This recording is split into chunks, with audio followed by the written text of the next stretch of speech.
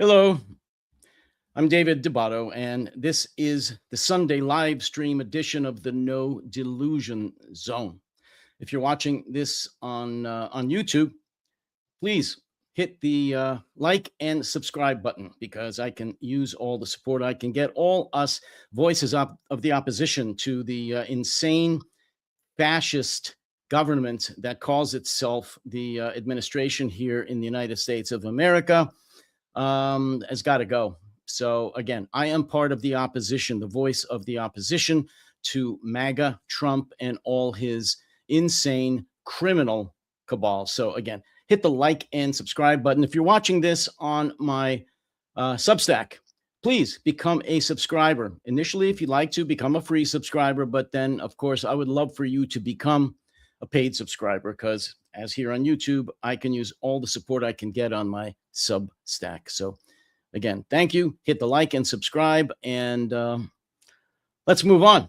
As usual, this is going to be a relatively short video, but I do have a few things to go over, and I'm going to focus pretty much on the insanity of Donald Trump and the fact that the mainstream media in the United States still doesn't focus on that. What I mean is he is so crazy. He is so insane. He is such a dangerous lunatic that the mainstream media, and I don't care who they are or who they are owned by in this corporate media landscape, they need to call him out.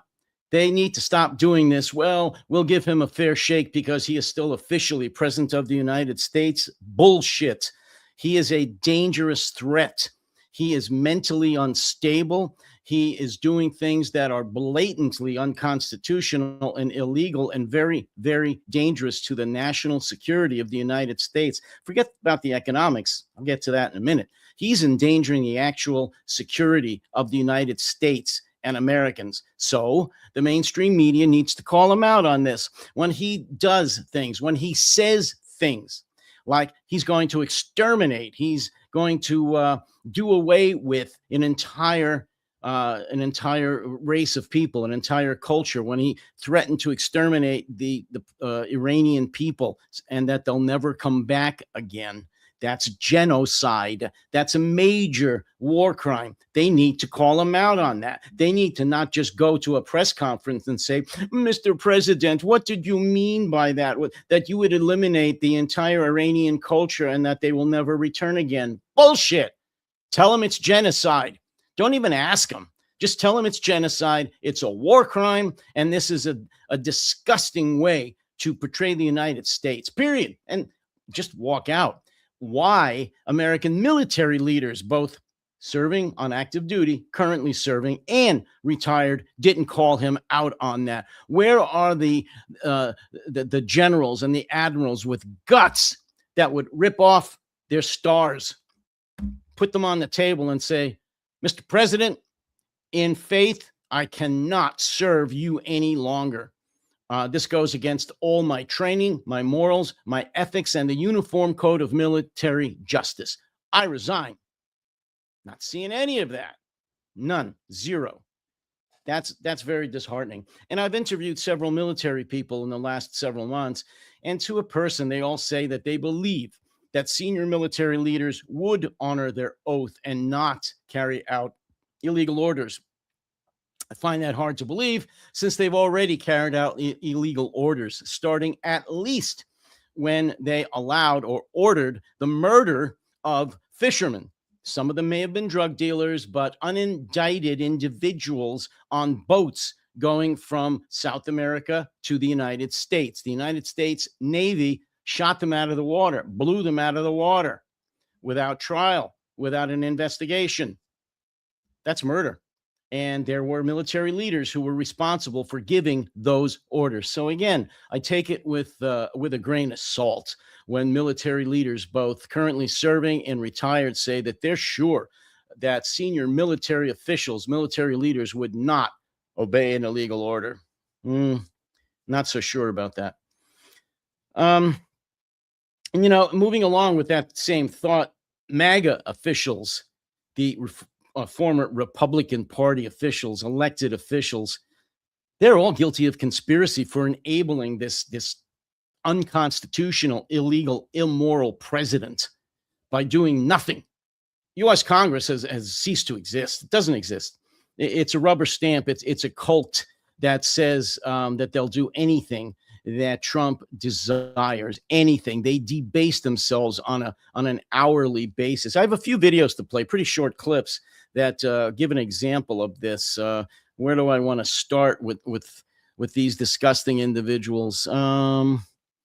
Let me just, here is a disgusting individual that stands out among disgusting individuals. He's Representative Takano, representative, Republican MAGA representative from Texas, when he was asked about Trump's orders and Trump's decision to wage war on Iran and what he thinks about Trump's mental stability. Take a listen to this.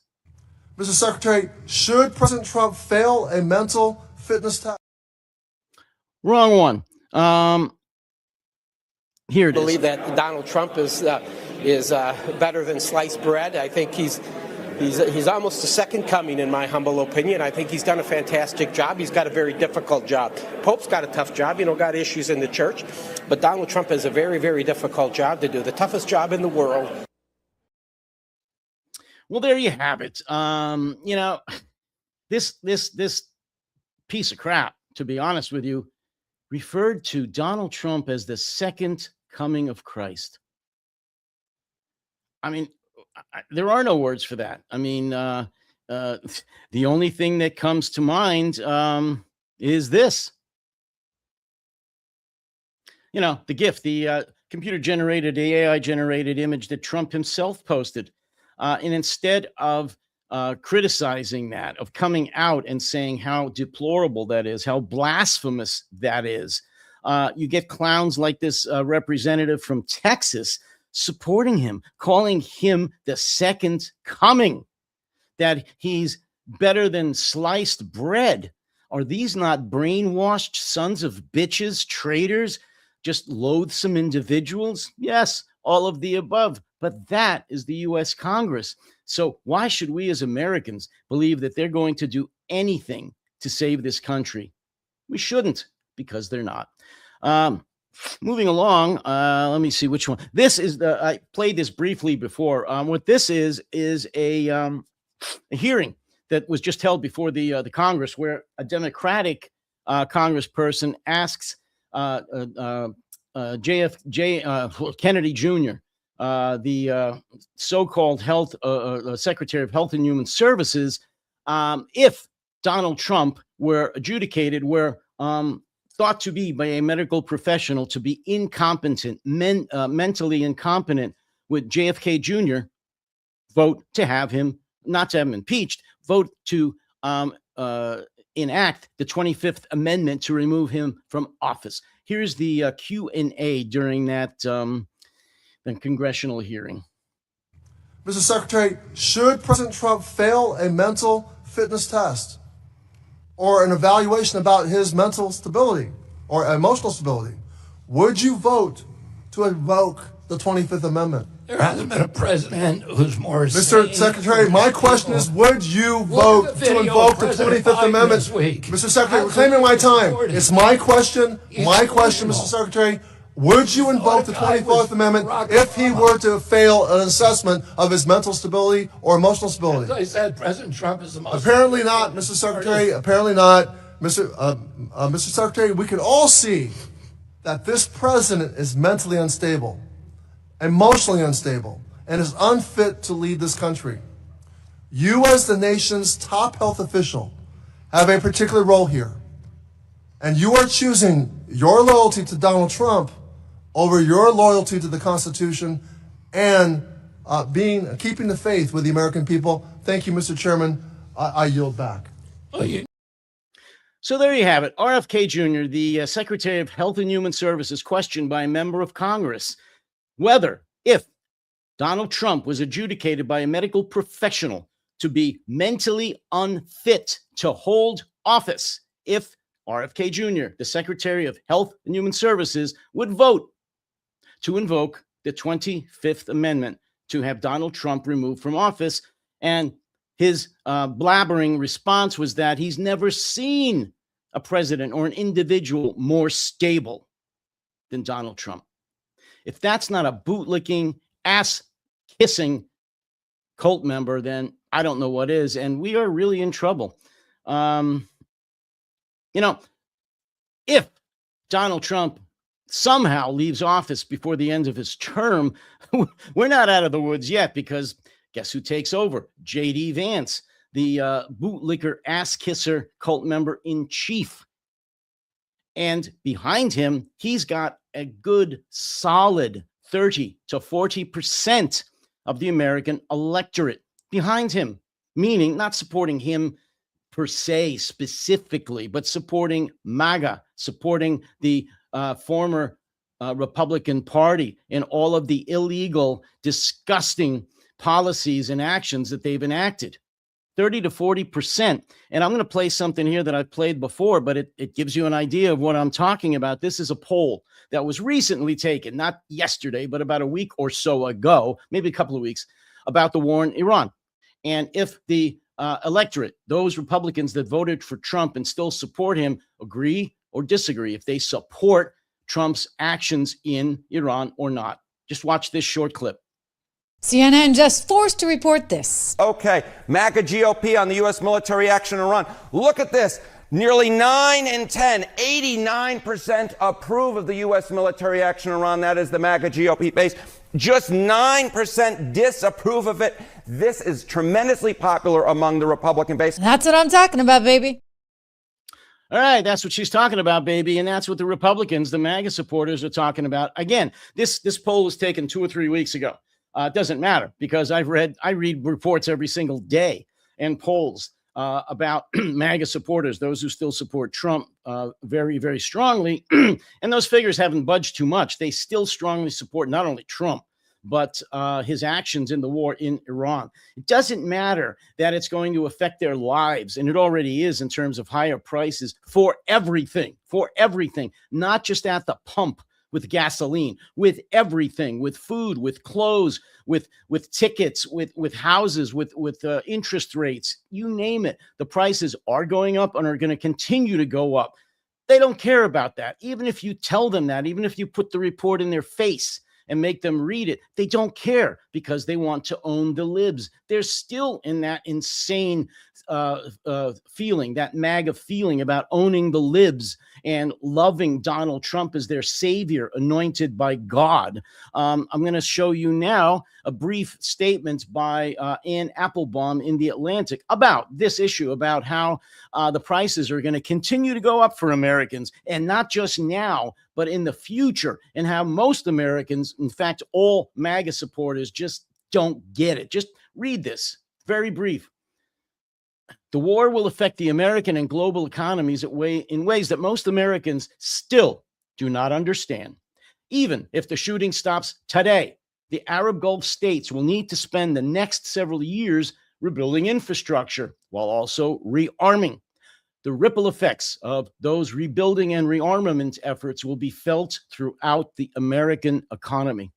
Money from the Gulf has fueled many of the investments in artificial intelligence over the past few years, both through direct investments in startups and through indirect placements in U.S.-based foreign or venture capital funds.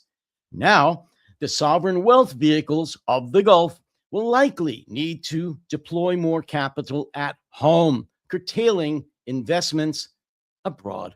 That means that the countries, the oil and gas-rich Gulf states that have been fueling our economy, that have been fueling the insane, lopsided, blind Wall Street surge and record trading, is about to burst. The bubble's about to burst on all this insanity, meaning that even if oil prices go up or down, because you can't trust Wall Street. They are not the American street. They don't give a shit. But if you just pay any attention at all to what's going on in the Gulf states that have had their oil refineries and pipelines and desalination plants destroyed, they are now going to have to take the money that they invested in the United States, in our infrastructure, in the things that kept our prices low for years.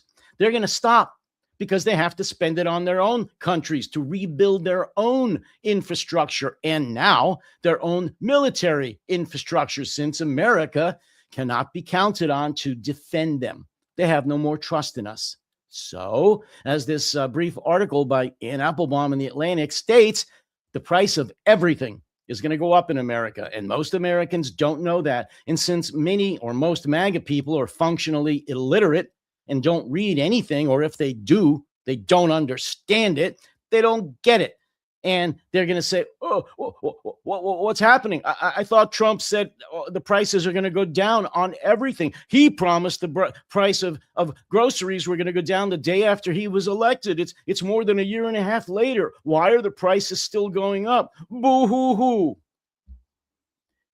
Morons. I'm sorry. I don't like MAGA, as you could probably tell.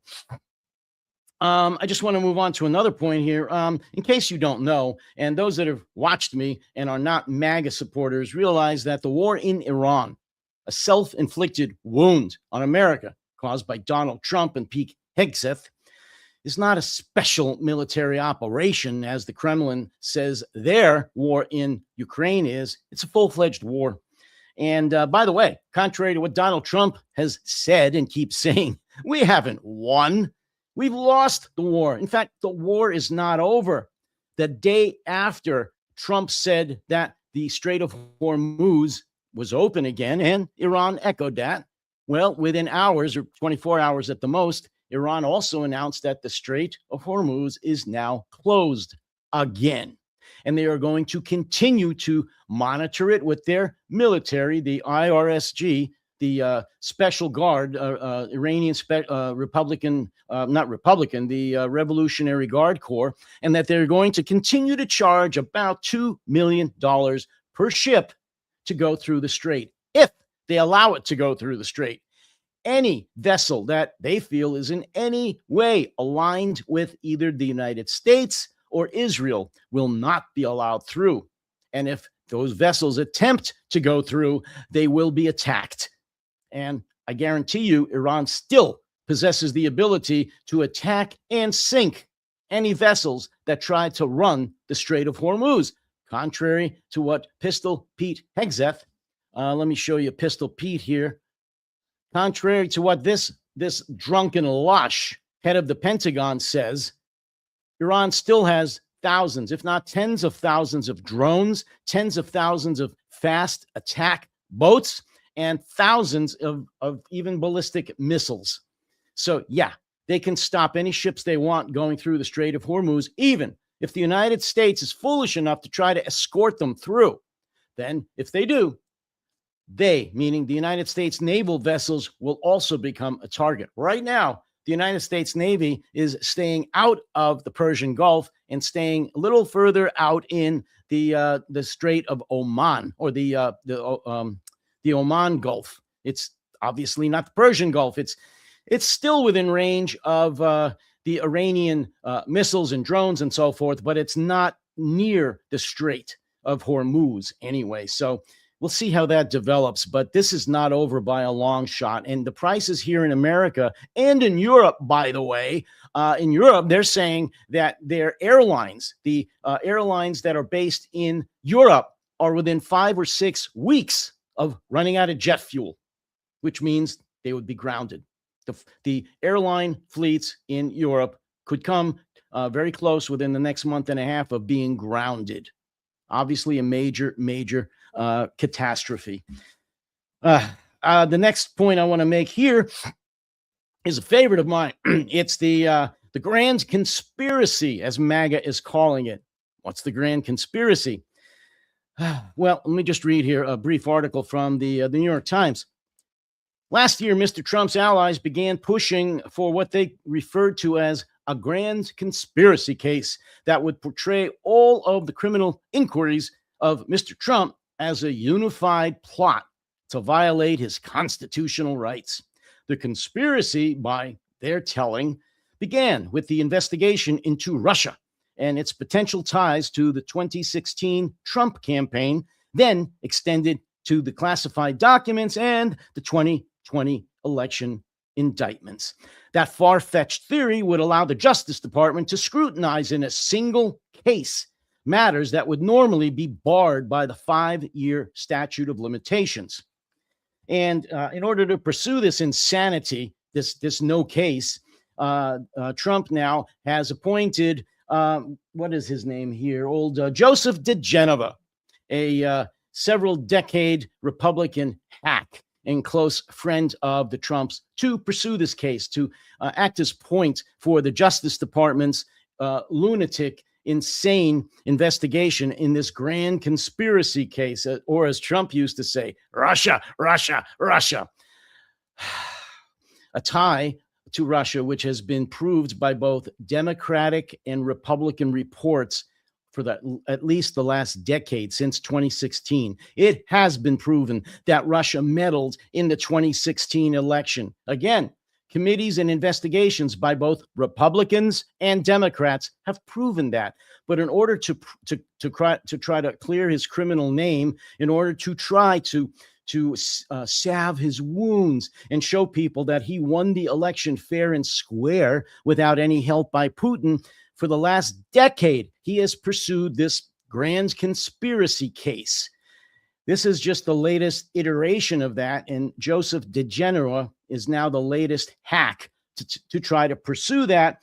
And if this goes to a grand jury, which I'm sure it will, it's going to be heard by another MAGA hack, which is Judge Aileen Cannon. Do you remember that name, Aileen Cannon? She was the judge in the Mar-a-Lago classified documents case, where Donald Trump secreted thousands and thousands of classified documents, many of them top secret or above, including nuclear secrets, in his bathroom, in his ballroom, in closets. He showed them freely to anybody that visited Mar-a-Lago, on and on and on. And of course, Judge Aileen Cannon basically threw that case out of court. She's a MAGA hack. She's a disgrace. She should be impeached. However, she's probably going to hear the case by DeGenova about this new lunacy, this new grand conspiracy case. We'll see what happens. And lastly, for today, here's another example, in my opinion, of why Democrats have lost the last election, why I'm still not convinced they would win the next election, even if it's held fairly, even if the Republicans don't control the election by counting the votes. Why? Because of insanity like what's going on now in Tennessee. There is a group of progressives, liberals in Tennessee, that are trying to prevent a bill up before the Tennessee legislature and on, I think, the governor's desk, to require that everyone taking an exam to get a driver's license in Tennessee be required to take the exam in English. They don't want that. I guess they believe it should be taken in any language, including Chinese, Sanskrit, Arabic, Swahili, whatever. That's insane. I've never agreed with that. This is America. We speak English. Why this group and all or many progressive Democrats, liberals, figure decide that this is wrong, that Americans or people who wish to drive legally on our roadways should not be required to take their driver's license exam in English, is beyond me. That's crazy. And they wonder why liberals, Democrats in many jurisdictions continue to lose not only elections, but the trust of the average American. Maybe someday they'll get it. I don't know. But anyway, that's it for today. I'm going to wrap it up with that. If you're watching this live, thank you. If you're not, and most people watch the recorded version of this, I get it. Please tell your friends, your family, your coworkers, neighbors, and so forth to subscribe to, first go to, and then subscribe to the No Delusion Zone here on YouTube. Hit the subscribe button. I need, like I said, all the support I can get. If you're watching this on my Substack, which is protectingtherepublic.com, let me put this up here. There it is, protectingtherepublic.com. Please become a subscriber there as well. I would love for you to become a paid subscriber, but at the very least, become a 30-day free trial subscriber. If you like what you see and read, then of course, become a paid subscriber. Again, protectingtherepublic.com. Until the next time, and I believe I'm going to be doing my next live stream with Jonathan Fink of Silicon Curtain, which we call The Dictators, on Tuesday. I won't be doing it tomorrow. I've got some prior commitments, but Tuesday, which is the 21st, I believe, I'll be back at 10 o'clock Eastern time, 3 p.m. UK time, with a new episode with Jonathan of The Dictators. I hope to see you all there. Until then, please, all of you, take care, stay safe, and stay sane.